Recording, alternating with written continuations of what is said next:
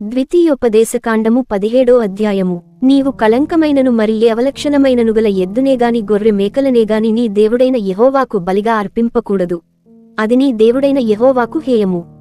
నీ దేవుడైన యెహోవా నిబంధనను మీరి ఆయన దృష్టికి చెడ్డదానిని చేయొచ్చు.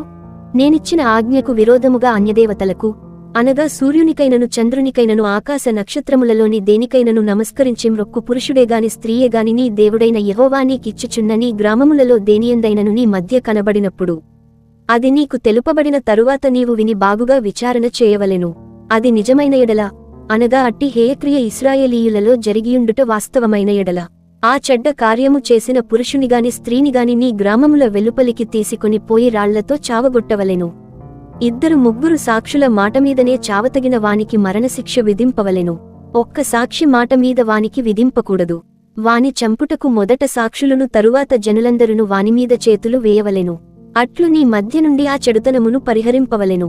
హత్యకు వ్యాజ్యమునకు దెబ్బకు నీ గ్రామములలో వివాదములు పుట్టగా వీటి భేదము కనుగొనుటకు నీకు సాధ్యము కాని ఎడల నీవు లేచి నీ దేవుడైన యెహోవా ఏర్పరచుకొను స్థలమునకు వెళ్లి యాజకులైన లేవీయులను ఆ దినములలో నుండు న్యాయాధిపతిని విచారింపవలెను. వారు దానికి తగిన తీర్పు నీకు తెలియజెప్పుదురు. యెహోవా ఏర్పరచుకొను స్థలమున వారు నీకు తెలుపు తీర్పు చొప్పున నీవు జరిగించి వారు నీకు తేటపరచు అన్నిటి చొప్పున తీర్పు తీర్చుటకు జాగ్రత్తపడవలెను. వారు నీకు తేటపరచు భావము చొప్పునను వారు నీతో చెప్పు తీర్పు చొప్పునను నీవు తీర్చవలెను.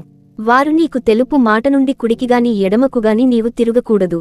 మరియు నెవడైనను మూర్ఖించి అక్కడ నీ దేవుడైన యెహోవాకు పరిచర్య చేయుటకు నిలుచు యాజకుని మాటనేగాని ఆ న్యాయాధిపతి మాటనేగాని విననొల్లని ఎడల వాడు చావవలెను. అట్లు చెడుతనమును ఇశ్రాయేలీయులలో నుండి పరిహరింపవలెను. అప్పుడు జనులందరూ విని భయపడి మూర్ఖవర్తనము విడిచిపెట్టెదరు.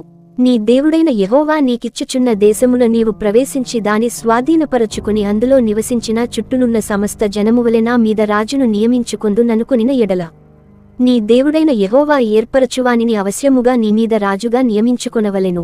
నీ సహోదరులలోనే ఒకని నీమీద రాజుగా నియమించుకొనవలెను. నీ సహోదరుడు కాని అన్యుని నీమీద నియమించుకొనకూడదు. అతడు గుర్రములను విస్తారముగా సంపాదించుకొనవలదు. తాను గుర్రములను హెచ్చుగా సంపాదించుటకుగాను జనులను ఐగుప్తునకు తిరిగి వెళ్లనీయకూడదు. ఏలయనగా యెహోవా ఇకమీదట మీరు ఈ త్రోవను వెళ్లకూడదని మీతో చెప్పెను. తన హృదయము తొలగిపోకుండునట్లు అతడు అనేక స్త్రీలను వివాహము చేసుకొనకూడదు. వెండి బంగారములను అతడు తన కొరకు బహుగా విస్తరింపజేసి కొనకూడదు. మరియు అతడు రాజ్యసింహాసనమందు ఆసీనుడైన తరువాత లేవీయులైన యాజకుల స్వాధీనములోనున్న గ్రంథమును చూచి ఆ ధర్మశాస్త్రమునకు ఒక ప్రతిని తన కొరకు వ్రాసికొనవలెను.